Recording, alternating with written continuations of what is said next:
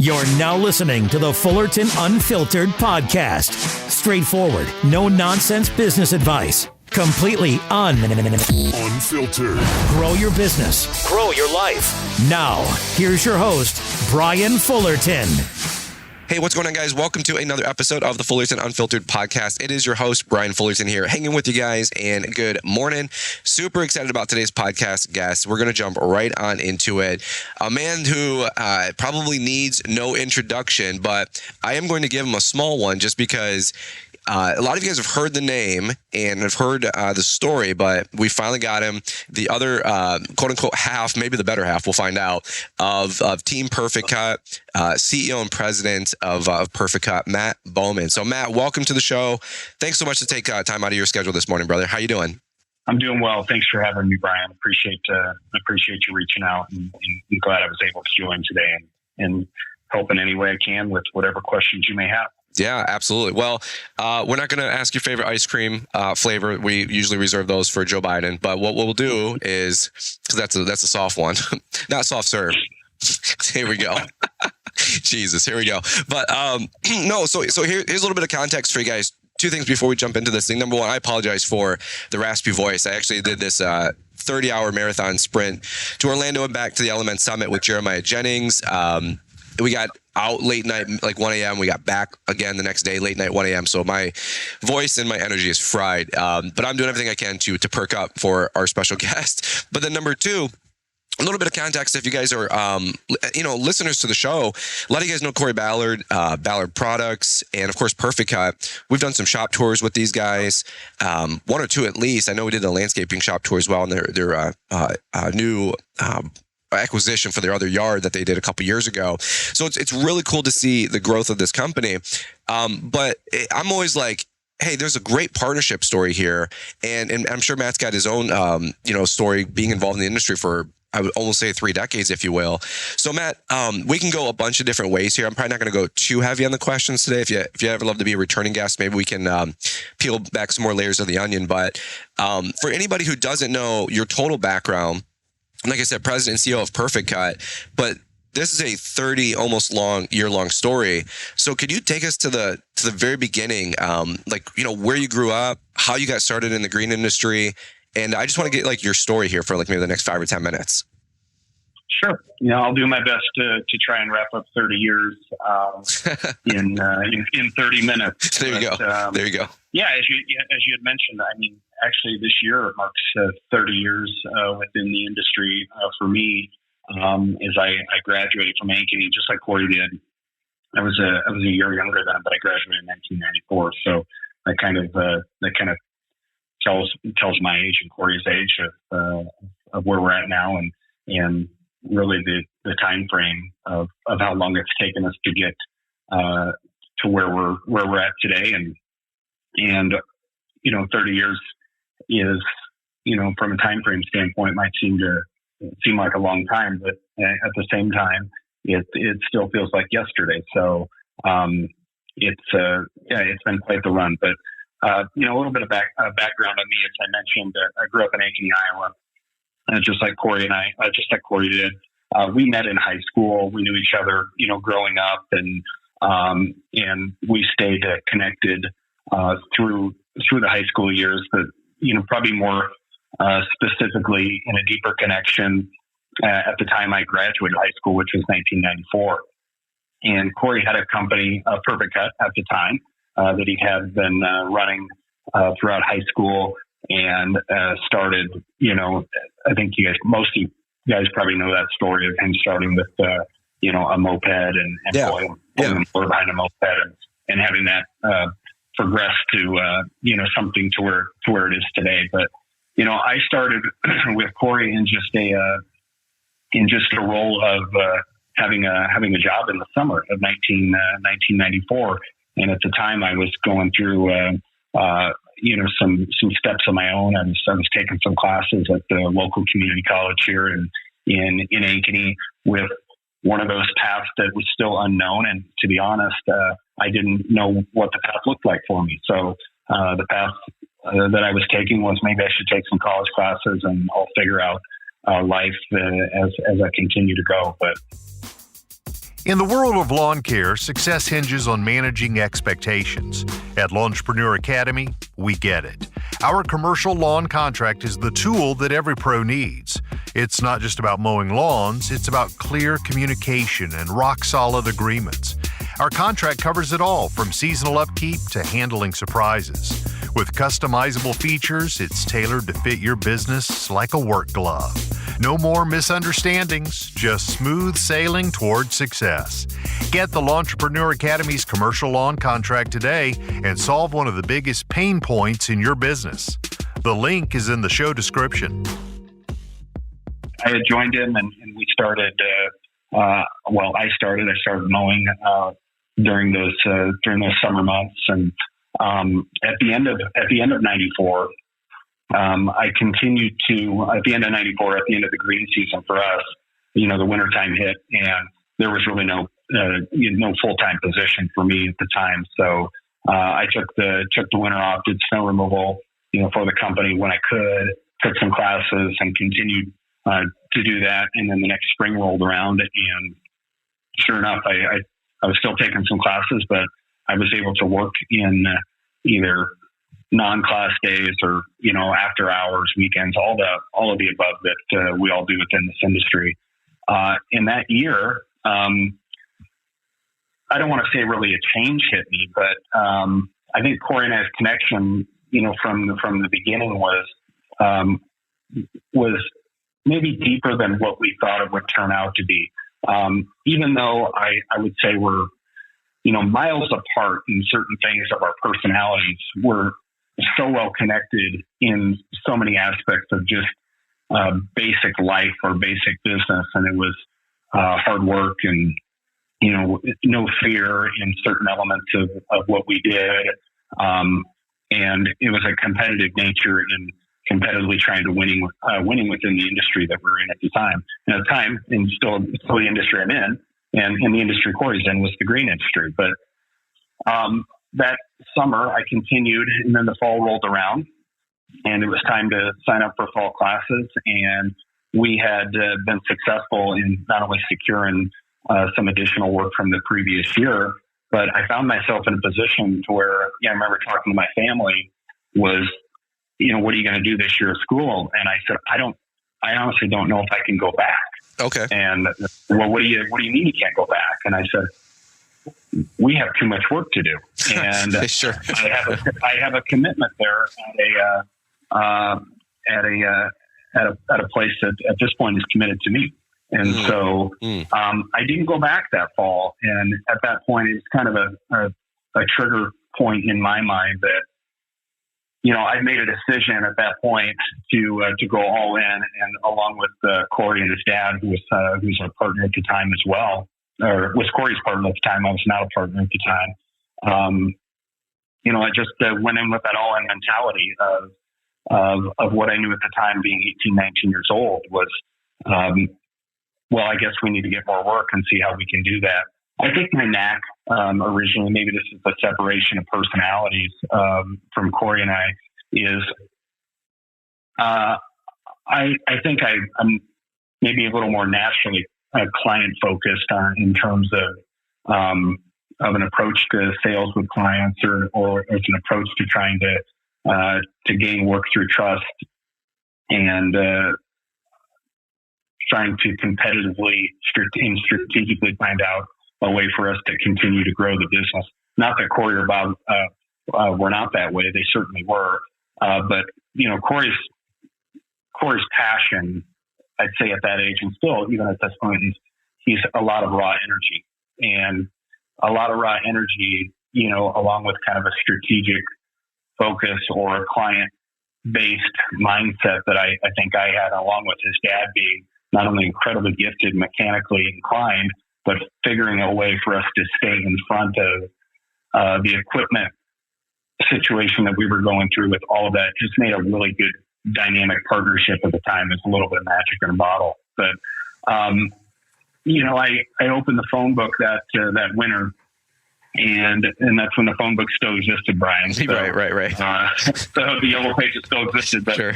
I opened them up and I started with the letter A, and I just started calling everything from a commercial standpoint, starting with the letter A and just asking as basic as this is, can we give you a proposal or give you a bid? I think I called it a bid at the time, which I don't now, but on your lawn care. And I heard a lot of no's, and occasionally I'd hear a yes. And when I heard a yes, it was my cue to march, or my cue to start hunting, and then doing what I thought at the time was just making sure I was the first in the door, following up as quickly and spontaneous as I could, and trying to get a client to trust in 19-year-old kids that we can not only service their account, but do it at a higher level maybe than what they had. Wow. And sure. And that trick, or that I don't want to call it that trick, but that sales approach of door knocking and looking through yellow pages was very effective for us. And mowing grass every single day, just like Kory was, just like Bob was. We're running crews and doing all the doing that needs doing. I made time and tried to make time at any opportunity that I had or saw to try and continue to push the business and grow. The uniqueness of what Kory and I had with Kory having no fear and having a lot of raw energy, there was really not a time that we said no a lot. I don't remember saying no really at all, to be honest. So we took on any and all, whether it was good, whether it was bad. We started learning that later in life, but we took on every opportunity we could, and we tried to maximize it as much as we could with the time that we had, which was, all the hours in a 7-day work week that you could put in. We were committed to do as not only as a group, but as a team, and that became kind of building blocks for our core of who we were as a company, and it became the core of what we tried to mentor into our the group of employees, teammates that we got at the time, which were a lot of 15, 16, 17-year-old kids, because that was our connection group at the time, right? It was high schooler. And so we brought that mentality we had that mentality in the door. And when those teammates joined us, that was the only way we were doing things. And it was, like I said, at the time, it was just magical. It really was. So just growing a business with no fear and no understanding of the business risk made it just a special time, versus what I know now 30 years later, and understanding profit and loss statements and balance sheets and risk and working with the bank and those things that are make your decisions. I don't want to say slower, but they make you calculate your decisions a little bit differently. Right. We didn't calculate any of that. And so it made our decisions very, very simple and easy. We have a chance to do work. We say yes. We'll figure out a way to do it. We have 200 hours in a week to get this done, whether it's Saturday, Sunday at night, and we have a committed team to go do it, including us. And we ran that system, or ran that vision and culture for a number of years. And I mean, we still run it today. It just looks a little bit different in how we do our decision making. But I got to fast forward, of course. Fast forward in 30 years now to where I'm at now. I mean, we've obviously been very fortunate in growing the business with just tremendous teammates, whether they're still here or whether they were with us for a short time or a longer period of time that have moved on. We just had some incredible gifts that have been given to us with teammates that have helped us not only get to where we're at now, but got us through where we're at, going through those times. And that is probably the thing that sticks out to me the most, going where I'm at now today is that chance of reflection, to look back of how many people and how much commitment we had from so many teammates over the years to get us to where we're at. So it's been an incredible ride, and it's one that I hope that will not only continue, but continue to not only improve, but that culture will stay ingrained within this business for many more decades to come. So it's been fun, to say the least. It's, the challenges are always there. They're there within any business. They're there within your own personal life. You just mentioned, before you started the show, you went on a 30-hour marathon that that just comes and goes with life and in business, and that's certainly been the case here as well. That's awesome. It's such a rich story. I mean, you could literally do like a Band of Brothers HBO miniseries on this. Have 10-part docuseries. Each one being an hour long, talking about the different seasons or chapters or growth or like you said, developments of the company. And it's crazy. Like it sounds kind of weird, but like I'll go to somewhere and somebody is like, "Hey, how's the house going? How are the kids?" And I've never met them before, but they watch the YouTube channel, so like they know my life, but I don't know them. And I oftentimes get to meet other folks in the industry who I follow that I look up to, and I'm like, I have a very rarely do I do some note prep, but I'm like, I've got about 20 notes, and each one could be I'm sure a 20-minute spin-off conversation. But I have all these notes here because I really value as a guest, and I really want to try to ask some good questions for the audience that's listening in. But like Kory's told this I don't know what other way to describe it, this like romanticized story of like business growth. Like it's been fun, it's been struggles, but you guys had some crash and burns along the way. Like Kory's pretty candid, but at the same point there's been that victory at the end of the story, like that hero's journey, and it's such a full story. And I'm like, how do you unpackage 30 years in 30 minutes? One thing I did want to ask though, and again, we can, if you're ever willing to get back on the show, and we can always talk different topics. Kory 100% says you are the one of the best communicators he knows, one of the best relationship builders he knows, one of the best sales people he knows.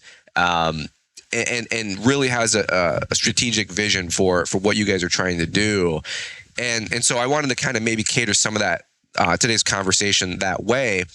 And that's something that I wanted to maybe go back just a little bit. Was during this growth period, you were just a crew member, a team member, maybe a foreman. I'm kind of curious what your role was. It seems like you guys were just working and had this mob of great guys and great energy. And Kory often talks about like this was kind of like just, there wasn't a lot of structure. It was just, we worked our butts off and we looked back and we said, "Hey, holy crap, we're at 10 million.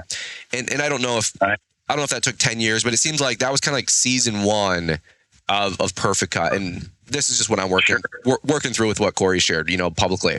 And I think a lot of guys are in that phase in that season right now. So I might try to stick with that a little bit. Because that's where we're at. We're trying to grow to that first million, 2 million, 5 million, maybe 10 million.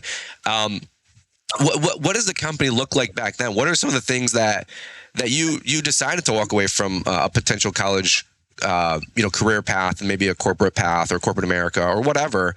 Like, I'm sure your parents or other people locally or in town were like, "Kory's just slinging grass, man. He's cutting grass and he's slinging mulch. Like, that's not a real job or a real business." That's usually like what people say.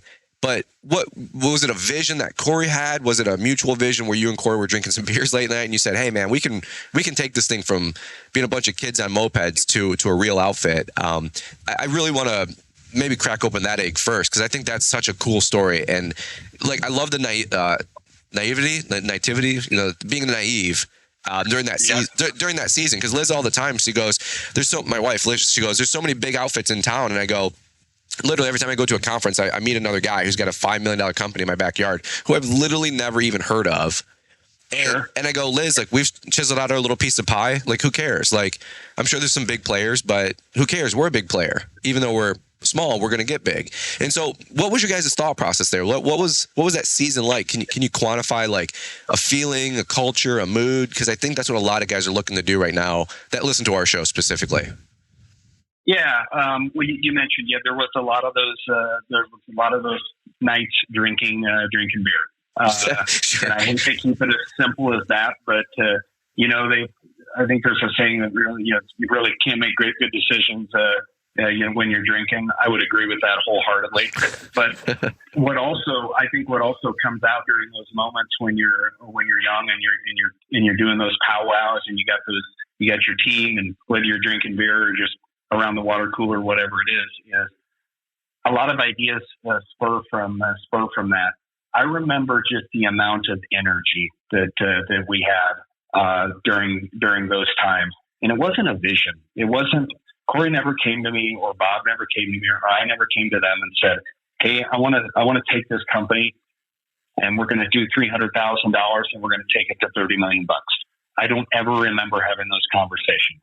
And I don't remember Kory ever spinning that to me or Bob ever spinning that to me either. I was and still am a person that believes that numbers take care of themselves. And I think Kory could probably attest to that. It's been a statement that I've used and I still continue to use to this day is we'll worry about what those numbers do in our reward.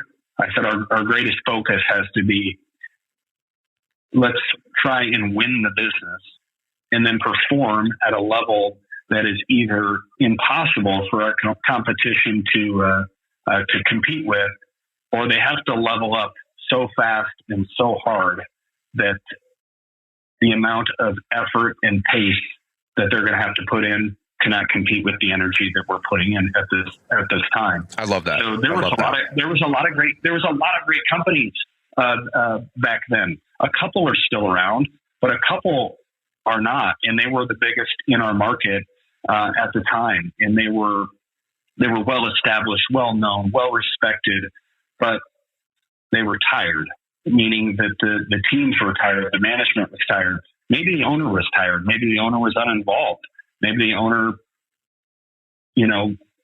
quit looking in the rearview mirror as we were charging hard. And that amount of energy that we were putting into that, not only on a day-to-day basis, but even at night, like you said, drinking beer with the team, whatever, it was all focused on winning. And how do we go get as much business as we can? And is everyone on this team committed? If we go get that to work on Sunday, if we have to do it. And it was an all-in approach. It was just it was an energy that was just, not only addictive, but it was one that was, I think people bought into the realization that not only could it happen, but it was happening with each account. I mean, I remember countless times that, we would get clients and we had no clue of how we were going to do them. And it was the true figure it out moment. I've always had to figure it out. And I'm sure many of your listeners, many companies, I had coffee with a guy yesterday as a smaller company that he's trying to grow. And he's like, well, how do you figure that stuff out? And that's like, well, you just figure it out. And what happens is you mostly screw a bunch of stuff up, but as long as you can keep the client on board and have them feeling like you're doing everything in your power, not only to service them to the highest level, but you're making every correction necessary to service them at a greater level in the future, your clients will stick through it. And our clients had that energy too. They saw what we were, not only what we were doing, but how passionate we were about the business and just how passionate our team members were. We were crazy passionate about not only having high quality work, but we created an atmosphere of competition between all of our team members of, the basics of who could mow the straightest, to who could trim the fastest, to who could do a property the quickest, but have it look the best. It became, like I said, an addiction that just catapulted us. And when you got a crazy addiction, along with an incredible passion for quality, along with the only goal you have in front of you is we just want to win. I go back to the money kind of takes care of itself. And if those three things are really aligned, you can make more money than you know what to do with. That it's all driven by that. How much energy, passion, focus, and quality are you willing to continue to put into your business and put into your clients? That's the driver. That's the driver, and that's the thing that I think can take down a company and maybe had an impact on some of those bigger players in our market at the time. They just couldn't keep up with the energy level that we were putting out, along with the crazy addiction to winning and providing the best quality that was in our market at the time. It was, you just couldn't match it. That's awesome. You just couldn't match it. And then it makes winning a little bit easier. And it certainly did for a number of years that that people could feel the energy within the market, or clients could feel it, our team members could feel it. And we just tried to keep that focus on those things from the beginning. It's I'm sure you've heard the old leadership statement, like set yourself on fire and watch the people come out of the woodwork to watch you burn. And Sure. It's just like it's like a strong leader, yourself and Kory, that energy and just saying we're gonna get this done. And that's what I remember Kory saying all the time. And he says all the time, and it really pisses people off. He's like, we just grew. We just did the work. We were just really freaking busy. We worked 7 days a week. We just figured it out. And I know the people that ask that kind of question, they're the how-tos, they're myself, they're the recovering melancholies that need every detail, need every angle. And not that you have to be extremes on one or the other, being big picture or over detail, but all too often, like you said, people are just too cerebral, or once you start learning too much, you lose that naiveness to growth. Yeah. And I'm like, every time we find out, again, there's another company in our market doing 5 million, 10 million, I just laugh. I go, dude, we're swimming with like 10 big sharks and we still don't care.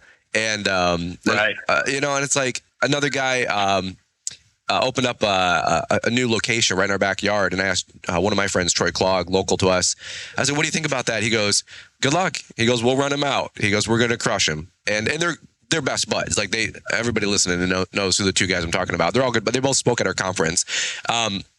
But you have to have that winning attitude, and I think so many people these days, Matt, have kind of lost that. I don't think people have that same bravado or stick-to-itiveness or figure it out mentality that so many people, 30, 40 years old plus, kind of grew up, because you guys didn't have cell phones. You didn't have the internet. You didn't have Google ads. You didn't have probably zero-turn mowers. Maybe the first couple of years you guys were doing this thing, late 80s, early 90s kind of stuff, for crying out loud. That's a whole separate story on the zero-turn mower for sure. That's awesome. That's awesome. Well, let me do this. I want to be super respectful of your time. I only asked you for a half hour today. I could go for 3 hours asking so much more of the Perficut story, so much more of your personal story. And maybe we'll just put a little season 1 or chapter 1 or phase 1, because I know that you guys grew, from what I've heard from Kory, to 10 million pretty quick. And I don't know the exact timelines, but I know there was some challenges with 07, 08, 09, the economy getting shaken up. And I think the best way I've heard Kory describe it is, I believe that's when you came on board. That's when you guys really started to run this as it sounds weird, but like a legitimate operation at 10 million. He goes, which is wild, So maybe a little tease if we're able to get you back on and get, phase 2, season 2 of Perficut. But before we wrap up this call, I wanted to ask, what's your biggest takeaway? If Kory brought that energy and you brought this, commitment to excellence, what can some guys do, practically speaking, to encourage their team? We're going into the spring rush. Everybody's coming back on board, maybe from last fall, and they're like, well, another season, here we go. They're, not mailing it in already, but maybe they don't have that energy level. What can the leader do? What can the owner do? What can some of the team members do to maybe replicate some of that energy? Is it replicatable? That's a question I think I'm going to leave with today's audience, for you, if you want to share any insight on that. How can people create that culture, that environment, that winning attitude that you guys had in that first season of Perficut's growth? I'd say from a leadership standpoint, my view is you got to be a servant leader. And I'm 100% aware, and I think Kory would attest to this, that our life today, as it is today, is built on the backs of many people that have helped. And being a servant leader is, from a leadership standpoint, I think is the biggest blessing and biggest gift you can give back to your team. Is you got to be all in. You can't be above any sort of detail or any sort of task that's asked within any business, in my opinion. There's certain things, and I know my role, and I can't be in the weeds mowing grass with the team members on a day-to-day basis. I know that. But at the same time, I can have a lot of empathy for it. I can have a lot of experience that is derived from my experience. So I can get in the weeds with them when they're either having a good day, a bad day, a problem, or something to solve. Or my thought is, and I tell me, I'm here to help in any way I can. and I will help in any fashion that needs to be helped with in the capacity that I have, along with the time that is needed. So I still try and live by that philosophy each and every day. I still try and be the best servant leader I can be. As leaders or as owners of companies, you have a bullseye on your back, whether you know it or not. And I think leaders need to understand that the energy levels of a company show up every morning when the leader shows up. And so if the leader shows up with an attitude that I'm here to win and I'm here to help. And honestly, as a leader, I'm here to maybe put you in an uncomfortable spot to get you to grow. Leadership is one thing. Leading someone to a path is one thing. But leading someone to a path that doesn't want to go, but ought to be there, that's an art.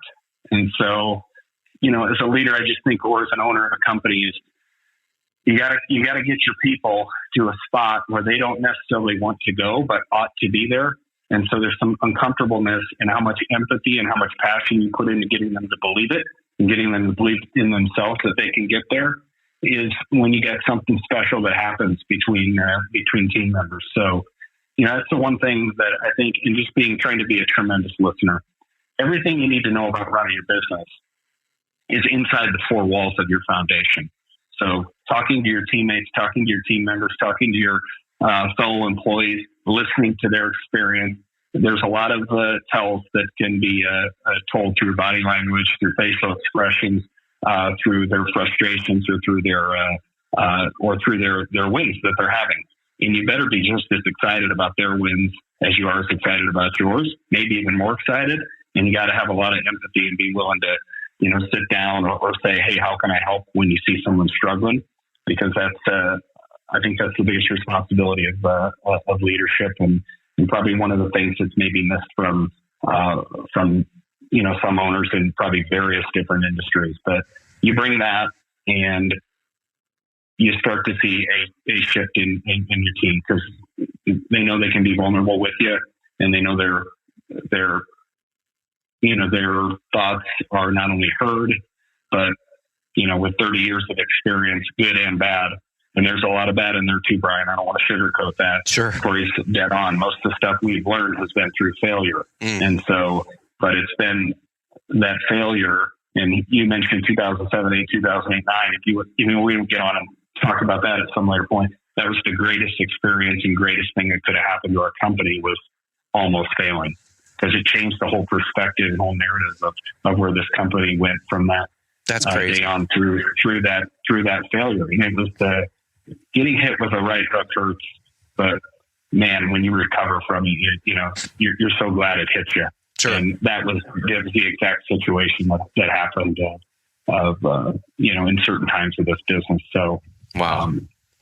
From team member perspective, be the energy, be the passion, be the focus. You are the culture when you lead, and your team can go up and down with that, and then getting your A players. I think so many people don't focus on their A players because they're so good. A players need as much coaching as B and C players. It's just different type of coaching.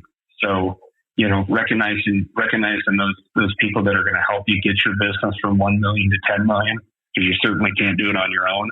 And then getting them not only all on board, believing in the process, and then rewarding them for their success, because ultimately it's helping you at the end of the day.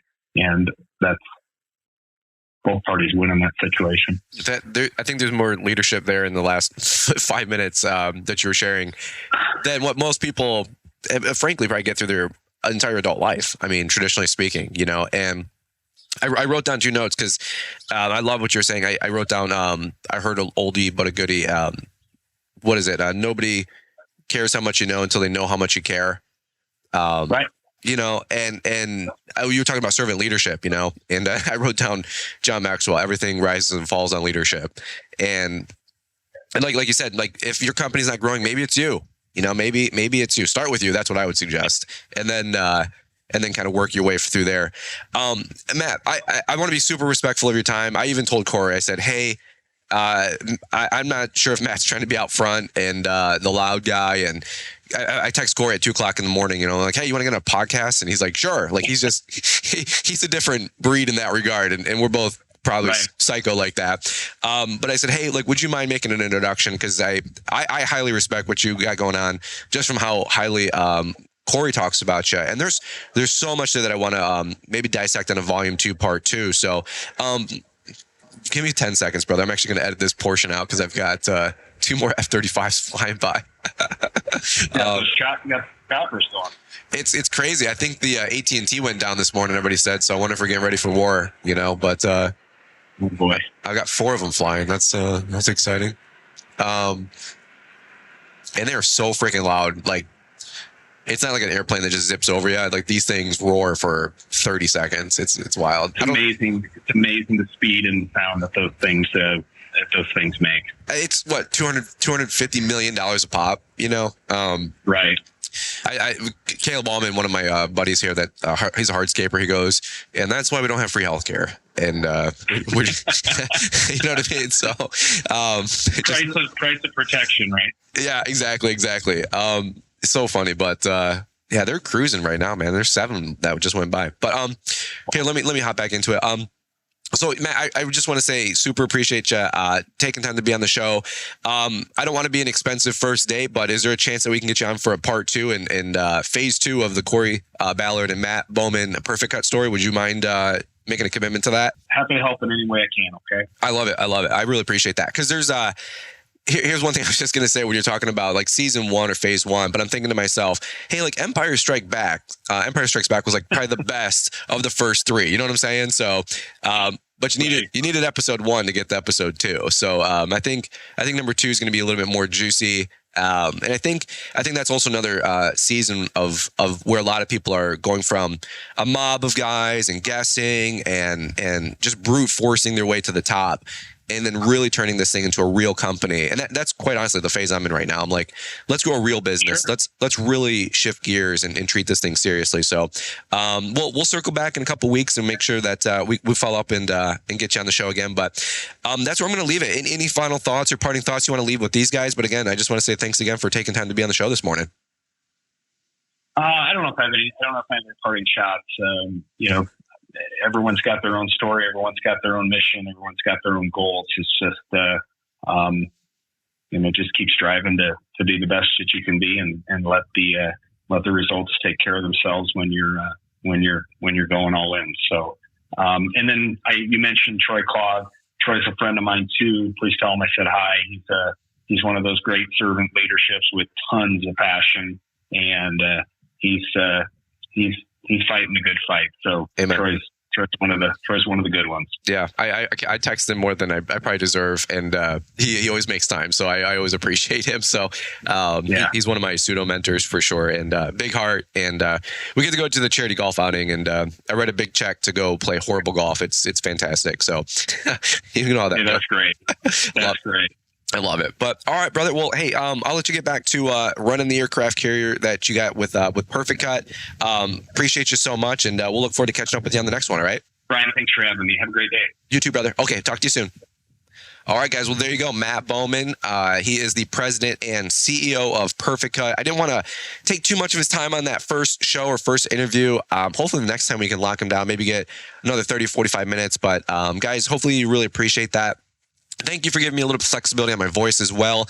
I got some great things that I want to share from the LMN Summit. That was just a really, really good time, really, really good event. We were there for only 1 day. Go figure. It was a 2.5, 3-day event. But Jeremiah Jennings and I just got so much out of that event that I wanted to do a solo show, probably starting next week, Monday. But admittedly, that was a marathon with a layover in between there on the airport. So 4 airplane rides. You get a little sniffle. It's just wild. So, but I didn't want to reschedule with somebody of the caliber of Matt Bowman, as you guys know. So, guys, that's our show for today. That's what we got for you this week. Appreciate you guys listening in, and we'll see you next week, Monday, Wednesday, and Friday on the Fullerton Unfiltered podcast. Have a great day. Before you turn off the podcast, there are 2 things that we believe you will be highly interested in. First, if you're looking to stay up to date with the latest trends and insights in the world of lawn care, then you'll want to subscribe to our free email newsletter. It shows up in your inbox 3 times a week and includes a Monday motivational to kick off your week, a Wednesday what's new to keep you informed, and a Friday weekly recap of all the content we put out. The second thing is we have just launched Lawntrepreneur Academy Link. Now you can be a part of an exclusive community that links you to those who can help you grow in your lawn care business. Joining Lawntrepreneur Link will give you the tools that you need to stay accountable, get real-time expert advice, and find belonging in a community of folks who are passionate about the lawn care industry just like you. Visit LawnTrepreneurAcademy.com to learn how Link membership gives you unique access to monthly hangouts, bidding hour calls, coaching calls, expert lessons, and more. Stay ahead of the curve and level up your business with a membership to the Lawntrepreneur Academy Link. Find an easy-to-use link in the podcast description. Thanks for taking the time to listen to the Fullerton Unfiltered podcast with Brian Fullerton. We hope you enjoyed this production. If so, please consider leaving us a 5-star review for the show. While the techniques and ideas presented here are designed to help you grow a more successful and profitable business, no one can guarantee these results for you. We want to emphasize that entrepreneurship is not easy, and the ideas presented here are just the opinions of Brian Fullerton and his respective guests. No one can guarantee success for you. That being said, we hope the ideas presented here help you and motivate you to go on out there and crush it with your own business. Fullerton Unfiltered Podcast. Thanks for listening, and we hope to see you on the next episode. This has been a Brian Fullerton and Mr. Producer production.